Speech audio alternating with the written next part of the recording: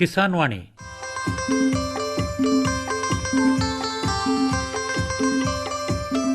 ಈ ಕಾರ್ಯಕ್ರಮದ ಪ್ರಾಯೋಜಕರು ಕೃಷಿ ಮತ್ತು ರೈತ ಕಲ್ಯಾಣ ಮಂತ್ರಾಲಯ, ಭಾರತ ಸರ್ಕಾರ. ಕೋಟಿ ವಿದ್ಯೆಗಳಲ್ಲಿ ಕೃಷಿ ವಿದ್ಯೆಯೇ ಮೇಲು, ಕೋಟಿ ವಿದ್ಯೆಗಳಲ್ಲಿ ಕೃಷಿ ವಿದ್ಯೆಯೇ ಮೇಲು, ಕೋಟಿ ವಿದ್ಯೆಗಳಲ್ಲಿ ಕೃಷಿ ವಿದ್ಯೆಯೇ ಮೇಲು, ಕೋಟಿ ವಿದ್ಯೆಗಳಲ್ಲಿ ಕೃಷಿ ವಿದ್ಯೆಯೇ ಮೇಲು. ಕೃಷಿತೋ ನಾಸ್ತಿ ದುರ್ಭಿಕ್ಷ, ಕೃಷಿತೋ ನಾಸ್ತಿ ದುರ್ಭಿಕ್ಷ, ಕೃಷಿತೋ ನಾಸ್ತಿ ದುರ್ಭಿಕ್ಷ, ಕೃಷಿತೋ ನಾಸ್ತಿ ದುರ್ಭಿಕ್ಷ.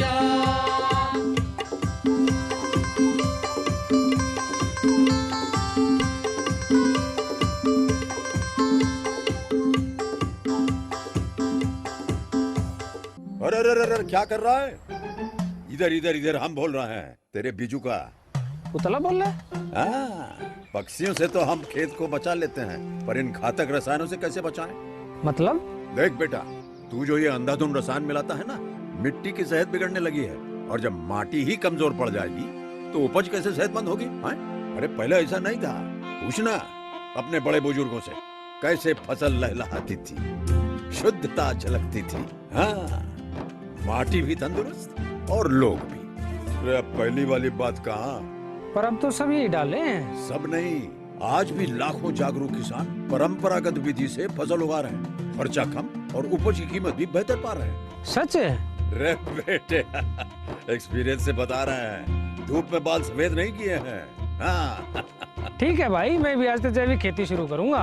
माटी से प्रेम की परंपरा है, परंपरागत. ಆತ್ಮೀಯ ರೈತ ಬಾಂಧವರಿಗೆಲ್ಲ ನಮಸ್ಕಾರ. ಇವತ್ತು ನಮ್ಮ ಜೊತೆಯಲ್ಲಿ ಕೊಡಗು ಜಿಲ್ಲೆ ಮಡಿಕೇರಿ ತಾಲೂಕು ಕಾಂತೂರು ಮೂರ್ನಾಡುವಿನ ಮಠದ ಮನೆಯ VM ಧನಂಜಯ ಅವರಿದ್ದಾರೆ. ಅವರ ತೋಟದ ಬೆಳೆಗಳ ಕೃಷಿ ಅನುಭವಗಳನ್ನು ತಿಳ್ಕೊಳ್ಳೋಣ. ನಮಸ್ಕಾರ ಧನಂಜಯ ಅವರು. ನಮಸ್ಕಾರ ಸರ್. ನೀವು ಈ ಭತ್ತದ ಬೆಳೆ ವಿಷಯದಲ್ಲಿ ಉತ್ಪಾದಕತೆ ಒಂದು ಸ್ಪರ್ಧೆಯಲ್ಲಿ, ಅಂದರೆ ಈ ಕೃಷಿ ಪ್ರಶಸ್ತಿ ಯೋಜನೆ ಅಡಿಯಲ್ಲಿ ರಾಜ್ಯಕ್ಕೇ ತಾವು ಪ್ರಥಮ ಸ್ಥಾನವನ್ನು ಗಳಿಸಿದ್ದಾರೆ. ಹೌದು ಸರ್. ಅಂದರೆ ಈ ಭತ್ತದ ಬೆಳೆಯನ್ನು ನೀರಾವರಿ ಆಶ್ರಯದಲ್ಲಿ ಬೆಳೆಯುವಂಥ ಒಂದು ರಾಜ್ಯ ಮಟ್ಟದ ಸ್ಪರ್ಧೆಯಲ್ಲಿ ಪ್ರಥಮ ಸ್ಥಾನ ಗಳಿಸಿದ್ದಾರೆ. ಪ್ರಥಮ ಸ್ಥಾನ. ಮತ್ತು ಈ ನಮ್ಮ ಕೊಡಗು ಜಿಲ್ಲೆಗೆ ಸಂಬಂಧಪಟ್ಟಾಗೆ ಅತ್ಯುತ್ತಮ ರೈತ ಎನ್ನುವಂಥ ಪ್ರಶಸ್ತಿಗೂ ಪಾತ್ರರಾಗಿದ್ದಾರೆ. ನಮ್ಮ ಮಂಡ್ಯ ಕೃಷಿ ವಿಶ್ವವಿದ್ಯಾಲಯಗಳು ನೀಡುವಂಥ ಪ್ರಶಸ್ತಿಗೂ ಪಾತ್ರರಾಗಿದ್ದಾರೆ. ಅಂದರೆ ಭತ್ತವನ್ನು ತಾವು ವಿಶೇಷವಾಗಿ ಬೆಳಿತೀರಾ? ಹೌದು ಸರ್. ಭತ್ತದ ಬೆಳೆ ಅಲ್ಲದೆ ಇನ್ನೇನೇನು ಬೆಳೆಗಳು ಬೆಳಿತೀರಾ ಧನಂಜಯ ಅವರು? ಸರ್, ಕಾಫಿ, ಅಡಿಕೆ, ಕಾಳುಮೆಣಸು, ಓಹೋ, ಬಾಳೆ, ಹಾಗೆ ಹಣ್ಣು ಹಂಪಲು ಗಿಡಗಳು ಇದೆ ಸರ್. ಇಷ್ಟೆಲ್ಲ ಒಂದು ಬೆಳೆಗಳನ್ನು ಕೂಡ ತಾವು ಬೆಳಿತಾ ಇದ್ದೀರಾ? ಹೌದು. ಅದರ ಜೊತೆಗೆ ಸಾವಯವ ಕೃಷಿ, ಸಾವಯವ ಕೃಷಿನೂ ಅಳವಡಿಸಿಕೊಂಡಿದ್ದಾರೆ. ಎರೆಹುಳ ತೊಟ್ಟಿ ಇದೆಲ್ಲ ಇದೆ ಸರ್. ಮತ್ತೆ ಜೀವಾಮೃತ ಅಂತ, ಜೀವಾಮೃತ ಅದನ್ನು ಮಾಡ್ತಾ ಇದ್ದೀವಿ. ಜೇನು ಸಾಕಾಣಿಕೆ ಅಂತ ಜೇನಿಲ್ಲ ಸರ್, ಅದೊಂದು ಜೇನಿಲ್ಲ, ಮೀನು ಸಾಕಾಣಿಕೆ ಮಾಡ್ತಾ ಇದ್ದೀವಿ ಸರ್. ಇಷ್ಟೆಲ್ಲ ವೈವಿಧ್ಯತೆ ಇದೆ. ಹೌದು ಸರ್. ಸಾಕಷ್ಟು. ಮತ್ತೆ ಪಶುಪಾಲನೆ ಇದೆ. ಪಶುಪಾಲನೆ ಇದೆ ಸರ್. ಅದರಿಂದನೇ ನಿಮ್ಮ ಈ ಸಾವಯವ ಕೃಷಿಗೆ ಒಳ್ಳೆಯದಾಗ್ತದೆ ಸರ್. ಅಂದರೆ ಸಗಣಿ ಇದೆ, ಗಂಜು, ಗಂಜಲ ಸಿಗ್ತದೆ, ಇದೆಲ್ಲ ಸಿಗುತ್ತೆ. ನಿಮ್ಮ ಕುಟುಂಬಕ್ಕೆ ಬೇಕಾದಂಥ ಹಾಲು ಮೊಸರು ಸಿಗ್ತದೆ, ಅದೆಲ್ಲ ಅನುಕೂಲ. ಹೌದು. ಜೊತೆಗೆ ಸ್ವಲ್ಪ ಹಾಲು ಹೊರಗಡೆ ಕೊಡ್ತೀನಿ. ಮತ್ತೆ ನಿಮ್ಮ ಭತ್ತದ ಬೆಳೆ ಇರೋದ್ರಿಂದ ನಿಮಗೆ ಒಳ್ಳೆ ಹುಲ್ಲುನು ಸಿಗ್ತದೆ ಸರ್. ಈ ಕಾಫಿ ಅಂತ ಹೇಳಿದ್ರಿ, ಕಾಫಿನಲ್ಲಿ ಯಾವ ಕಾಫಿ ಇದೆ ನಿಮ್ಮಲ್ಲಿ? ನಮ್ಮದರ ರೋಬಸ್ಟು ಸರ್. ರೋಬಸ್ಟು, ಅರ್ಬಿ ಸ್ವಲ್ಪ ಇದೆ, ಮಧ್ಯೆ ಅಷ್ಟೇ. ಎಷ್ಟು ಗಿಡ ಇರ್ಬೋದು ಅರೇಬಿಕಾ ಗಿಡಗಳು? ಅರ್ಬಿಕಾ ಗಿಡಗಳು ಒಂದು 500 ಗಿಡ ಇರ್ಬೋದು ಸರ್. 500 ಅಷ್ಟೇ? ಇದು ಜಾಸ್ತಿ ಇದೆ. ಇದು ಒಂದು 3,500 ಇದೆ ಸರ್. ರೋಬಸ್ಟ. ಅಂದರೆ ತೋಟ ನೀವೇ ಮಾಡಿದ್ದ? ಹೌದು ಸರ್. ತಂದೆಯವರು ಸ್ವಲ್ಪ ಮಾಡಿದ್ರು, ಬಾಕಿ ಎಲ್ಲ ನಾನೇ ಮಾಡಿದೆ ಸರ್. ಓಹೋ, ಅಂದರೆ ಸಸಿ ನೀವೇ ಮಾಡ್ಕೊಳ್ತಾ ಇದ್ರೆ? ಸಸಿ ಮೊದಲು ಮಾಡಿದ್ದೆ ಸರ್, ಫಸ್ಟ್ ಒಂದು 20 ವರ್ಷದ ಹಿಂದೆ. ಮತ್ತೆ ಇವಾಗೆಲ್ಲ ಕ್ರಾಯಕ್ಕೆ ತರೋದು ಸರ್, ನರ್ಸರಿಯಿಂದ ತರೋದು ಸರ್. ಅಂದರೆ ಸಸಿನೂ ತರುವಾಗ ನೋಡ್ಕೊಂಡು ತರಬೇಕು, ವೆರೈಟಿ ಹೇಗಿದೆ ಏನು ಅಂತೇಳಿ ವಿಚಾರಿಸ್ಕೊಂಡು ತರಬೇಕು ಸರ್. ಈಗ ನೀವು ಸಸಿ ಮಾಡ್ಕೊಳ್ತೀವಿ ಅಂತ ಹೇಳ್ತಾ ಇದ್ರಿ ಮೊದಲೆಲ್ಲ, ಹೇಗೆ ಮಾಡ್ಕೋಬೇಕಾಗತ್ತೆ ಸರ್? ನಮ್ಮ ತೋಟದಲ್ಲಿ ಹತ್ರ ಕಾಫಿ ಯಾವುದಿದೆ ಗಂಟುಗಳಲ್ಲಿ ಅದನ್ನ ನೋಡಿ ಆಯ್ಕೆ ಮಾಡ್ತಿದ್ದೆ ಸರ್. ಅಂದ್ರೆ ಒಳ್ಳೆ ತಾಯಿ ಗಿಡ. ಹೌದೌದು. ಅಲ್ಲಿಂದ ಅದನ್ನ ಹಣ್ಣನ್ನು ಕುಯ್ದು ಆ ನಂತರ ಅದನ್ನ ನೀರಿಗೆ ಹಾಕ್ತಿದ್ದೆ ಸರ್. ನೀರಿಗೆ ಹಾಕಿ ಒಂದು 24 ಗಂಟೆ ನೀರ್ಲಿಂದ ನೀತಿತ್ತು. ಅಲ್ಲಿಂದ ಅದನ್ನ ಬೀಜವನ್ನು ಬಿಡಿಸಿ ಅದನ್ನ ಚೆನ್ನಾಗಿ ತೊಳೆದು ಆ ನಂತರ ಬೂದಿಯನ್ನು ಮಿಕ್ಸ್ ಮಾಡಿ ಒಣಗಿಸ್ತೀವಿ.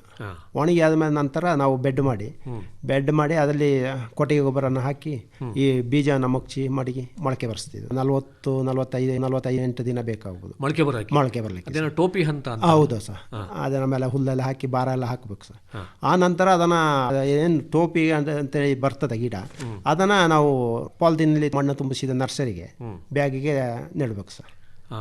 ನೆಟ್ರ ಮೇಲೆ ಅದು ಬಂದ ಮೇಲೆ ಅದನ್ನು ಒಂದು ಚೆನ್ನಾಗಿ ಬಂದ ನಮಗೊಂದು 5-6 ಎಲೆ ಆದ ನಂತರ ನಾವು ಸಸಿ ನೆಡೋದು ಸರ್. ಅಂದರೆ ಎಷ್ಟು ತಿಂಗಳು ಸಸಿ ಇರಬೇಕಾಗತ್ತೆ, ಅದು ವಯಸ್ಸಾಗಿರ್ಬೇಕಾಗತ್ತೆ ನಡುವಾಗ ಸರ್? ಈಗ ನಾವು ಜನವರಿ ಮಾಡಿದ್ರೆ, ಜನವರಿ ಫೆಬ್ರವರಿ ಮಾಡಿದ್ರೆ ಅದು ಏನಿದ್ರು ನಮಗೆ ಜೂನ್ ಜುಲೈ ಆಗಸ್ಟಿಗೆಲ್ಲ ಬಂದುಬಿಡ್ತದೆ ಸರ್. ಒಂದು 6 ತಿಂಗಳಿಗೆ ಆಗುತ್ತಾ?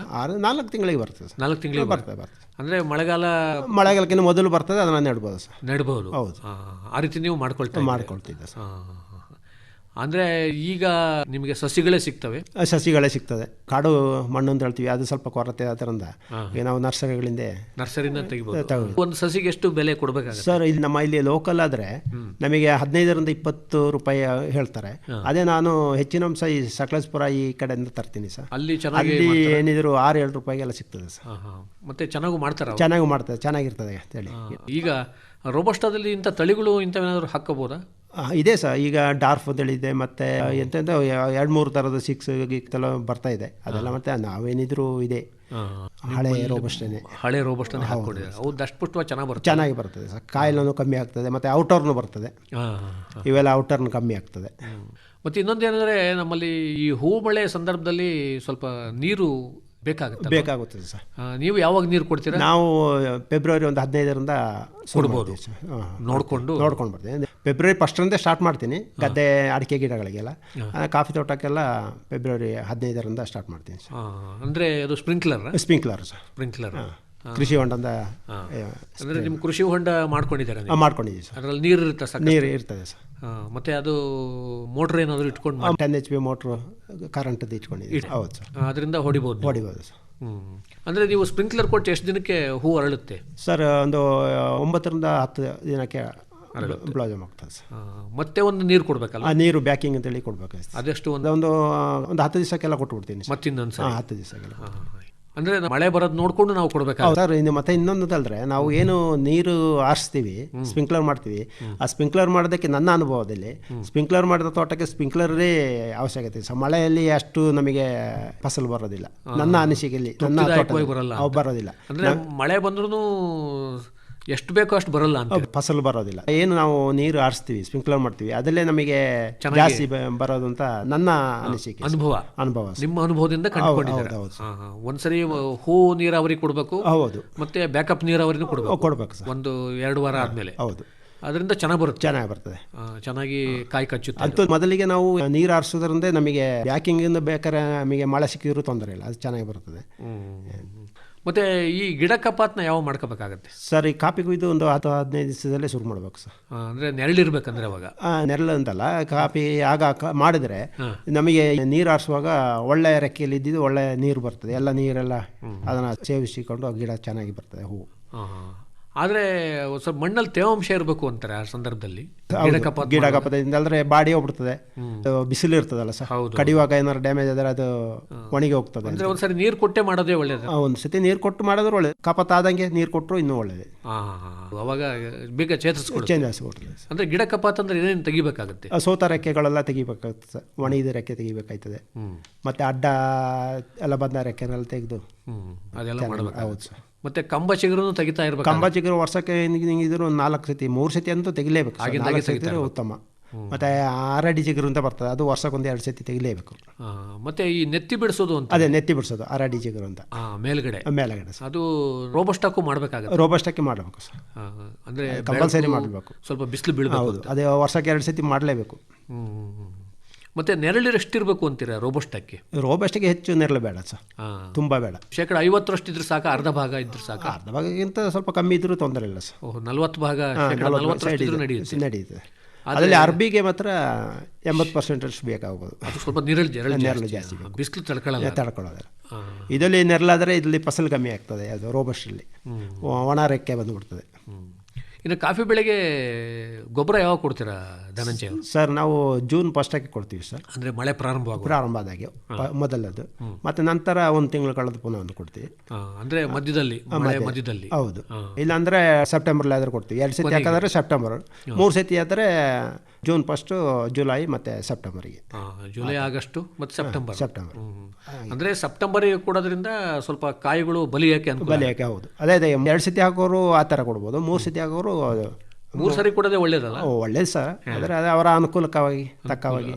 ಯಾಕೆಂದರೆ ಮಳೆ ಬಿಡುವು ಕೊಡಬೇಕು. ಹೌದು, ಅದು ಬಹಳ ಮುಖ್ಯ. ಅತಿ ಮಳೆ ಇದ್ದಾಗಲೂ ಹಾಕೋಕ್ಕಾಗಲ್ಲ. ಹೌದು. ಮತ್ತು ಅನುಕೂಲ ಬೇಕು, ಜನ ಬೇಕು, ಮತ್ತು ಅದಕ್ಕೆ ಗೊಬ್ಬರದ ವ್ಯವಸ್ಥೆಗೆ ಹಣಕಾಸುಗಳು. ಅಂದರೆ ಸೆಪ್ಟೆಂಬರ್ ತಿಂಗಳಲ್ಲಿ ಕೊಡೋದ್ರಿಂದ ಒಂದು ಆ ವರ್ಷದ ಕಾಯಿನೂ ಜಾಸ್ತಿ ದಪ್ಪ ಬರುತ್ತೆ.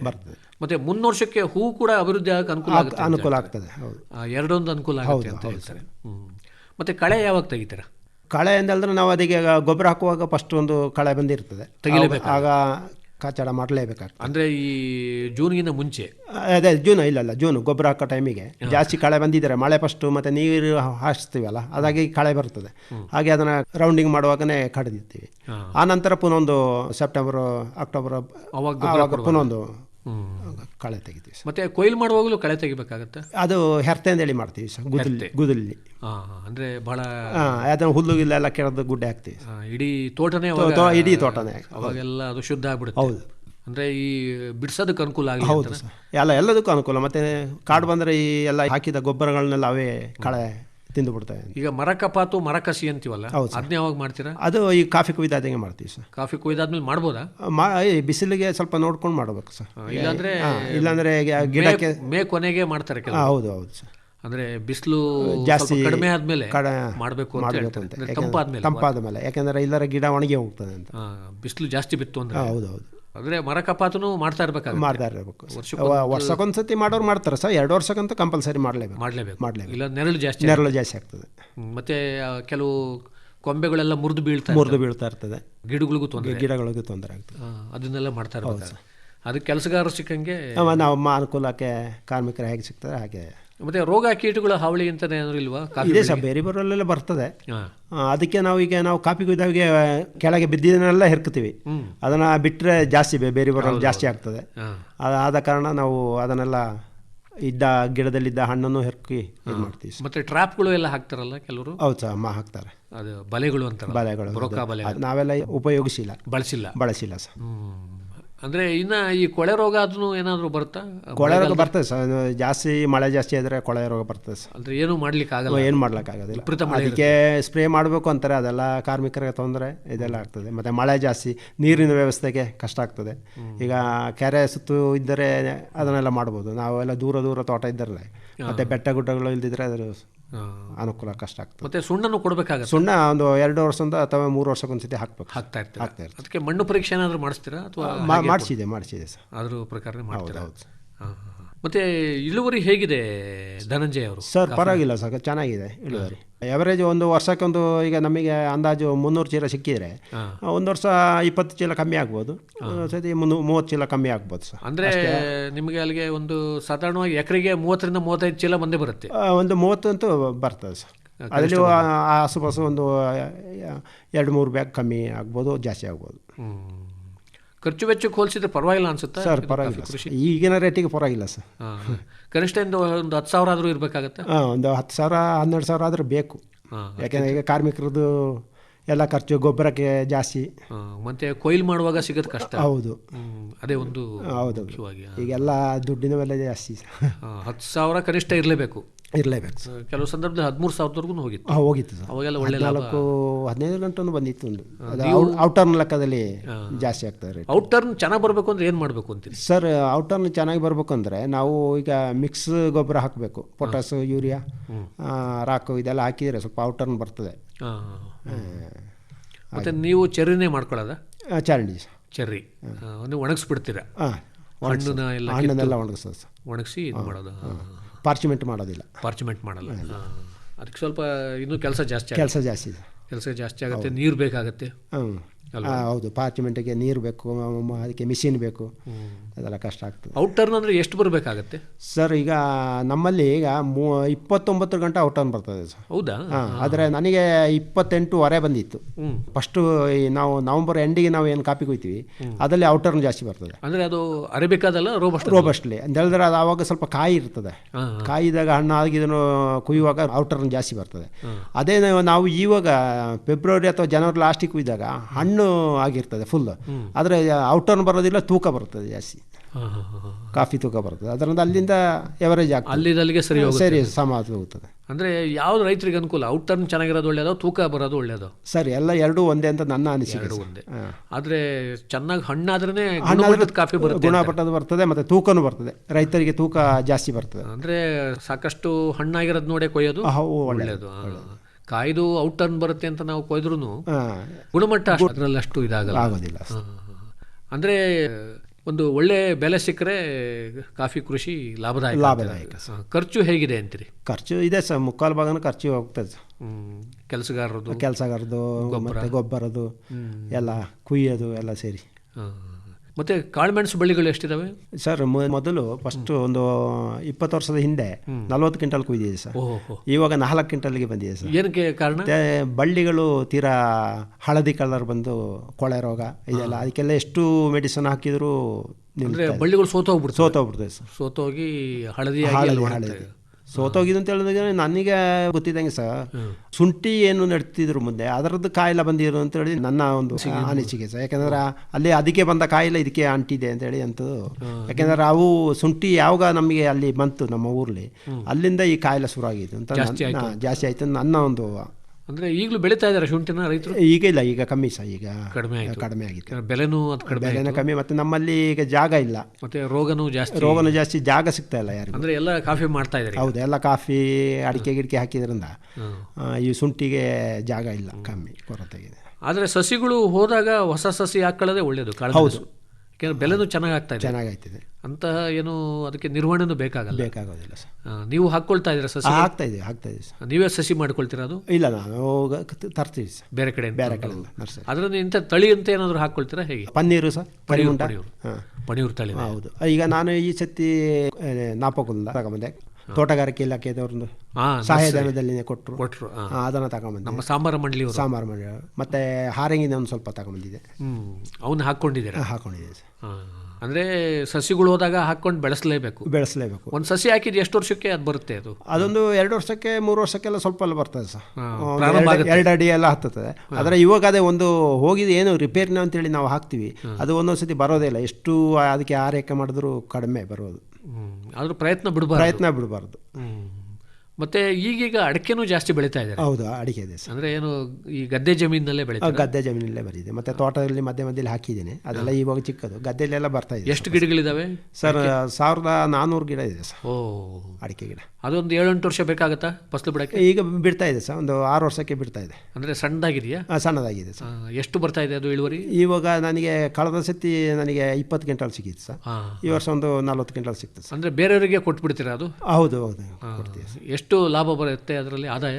ಸರ್ ಆದಾಯ ಅಂತ ಹೇಳಿದ್ರೆ ಈಗ ಚಿಕ್ಕ ಗಿಡ ಅಲ್ಲ ಸರ್, ಇನ್ನೊಂದು ಸ್ವಲ್ಪ ಇದಾದರೆ ಒಳ್ಳೆ ಬರ್ಬೋದು ಅಂತ ಲಾಭದಲ್ಲೇ ಇದೆ. ಅದಕ್ಕೂ ಗೊಬ್ಬರ ಯಾವಾಗ ಕೊಡ್ತೀರಾ? ಅದಕ್ಕೆ ಈ ಕಾಫಿ ಗಿಡ ಹಾಕ್ತೀವಿ ಸರ್, ಜೂನ್ನಲ್ಲೇ. ಜೂನ್. ಮತ್ತೆ ಈ ಬೋರ್ಡೋ ಎಲ್ಲ ಹೊಡಿಬೇಕಾಗತ್ತೆ ಅದಕ್ಕೆ? ಅದು ಸುಣ್ಣ ಹೊಡಿತೀವಿ ಸರ್.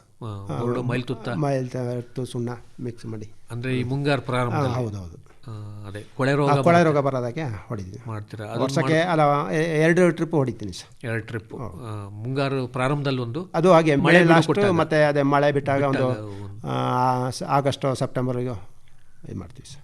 ಈಗೀಗ ಸ್ವಲ್ಪ ಜಾಸ್ತಿ ಜನ ಅಡಿಕೆನ ಬೆಳೆನೇ. ಹೌದು ಸರ್, ಈಗ ಅದೊಂದು ರೇಟ್ ಇದೆ ಅಲ್ಲ ಸರ್, ಹಾಗಾಗಿ ರೋಗ ಕೀಟಗಳ ಹಾವಳಿ ಏನಿಲ್ಲ. ಹಾವಳಿ ಇದೆ ಸರ್, ಅದೇ ಸ್ಪ್ರೇ ಮಾಡ್ತೀವಿ ಅಲ್ಲ. ಈಗ ಕೆಲವು ಗಿಡಗಳೆಲ್ಲ ಸ್ವಲ್ಪ ಕೊಳೆ ರೋಗದಿಂದ ಸುಳಿ ಬಾಧೆ ಆಗಿ ಸಾಯ್ತಾ ಇದೆ, ಕಾಣಿಸ್ಕೊಂಡಿದೆ ಸರ್. ಅದೇ ಅದಕ್ಕೆಲ್ಲ ಈ ಬೋರ್ಡು ಹೊಡಿಬೇಕನ್ನ ಮಾಡ್ಬೇಕು. ಅಂದರೆ ಅಷ್ಟು ಕೆಲಸ ಇಲ್ಲ ಅಂತ ಹೇಳ್ತಾರೆ.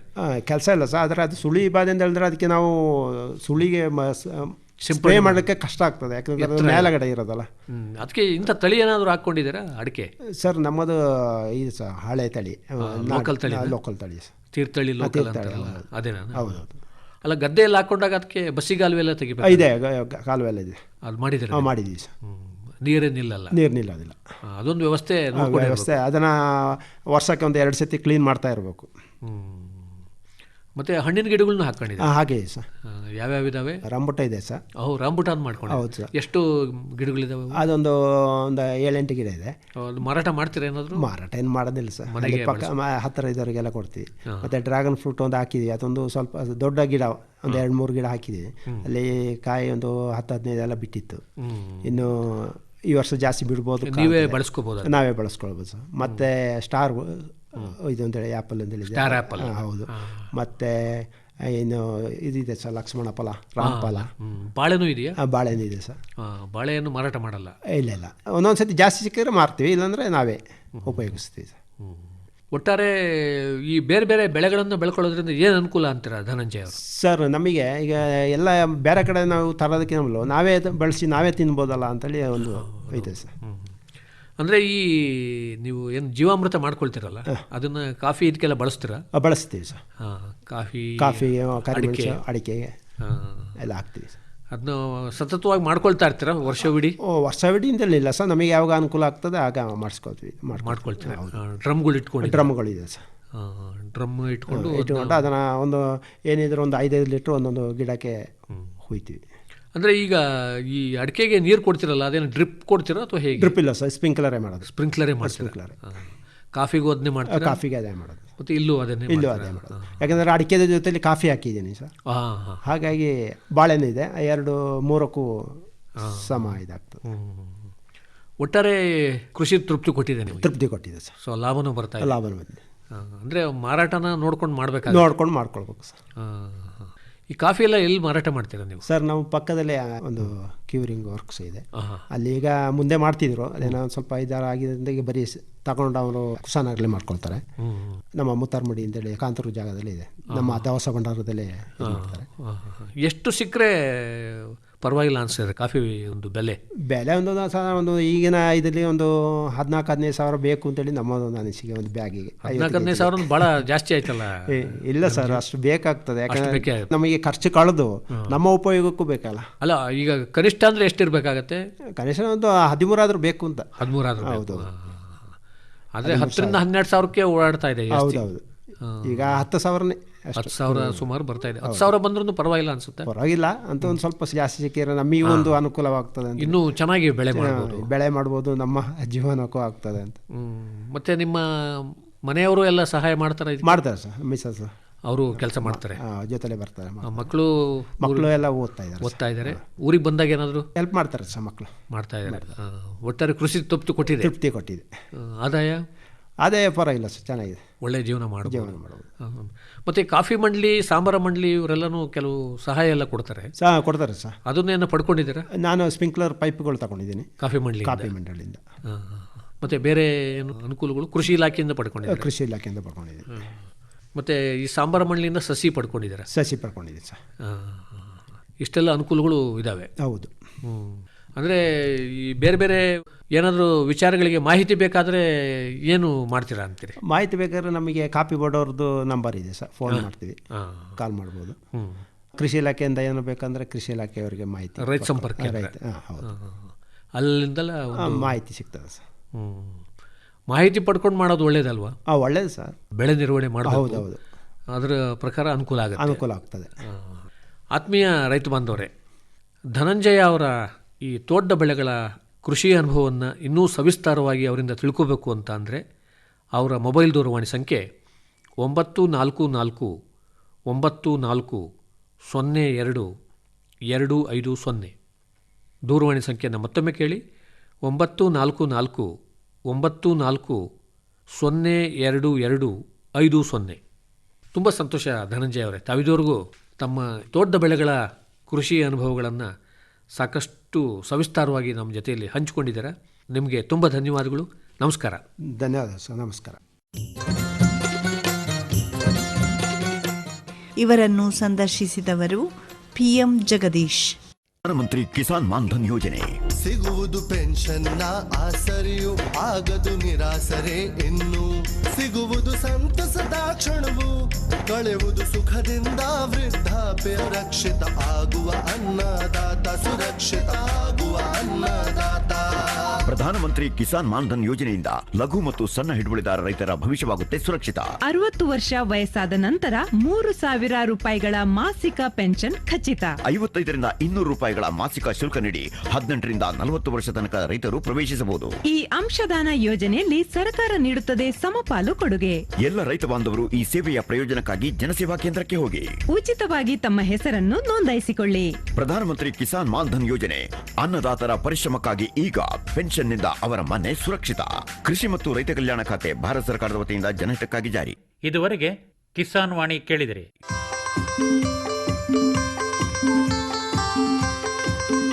ಕಾರ್ಯಕ್ರಮವನ್ನು ಪ್ರಾಯೋಜಿಸಿದವರು ಕೃಷಿ ಮತ್ತು ರೈತ ಕಲ್ಯಾಣ ಮಂತ್ರಾಲಯ, ಭಾರತ ಸರ್ಕಾರ. ಕೋಟಿ ವಿದ್ಯೆಗಳಲ್ಲಿ ಕೃಷಿ ವಿದ್ಯೆಯೇ ಮೇಲು. ಕೋಟಿ ವಿದ್ಯೆಗಳಲ್ಲಿ ಕೃಷಿ ವಿದ್ಯೆಯೇ ಮೇಲು. ಕೋಟಿ ವಿದ್ಯೆಗಳಲ್ಲಿ ಕೃಷಿ ವಿದ್ಯೆಯೇ ಮೇಲು. ಕೋಟಿ ವಿದ್ಯೆಗಳಲ್ಲಿ ಕೃಷಿ ವಿದ್ಯೆಯೇ ಮೇಲು. ಕೃಷಿತೋ ನಾಸ್ತಿ ದುರ್ಭಿಕ್ಷ. ಕೃಷಿತೋ ನಾಸ್ತಿ ದುರ್ಭಿಕ್ಷ. ಕೃಷಿತೋ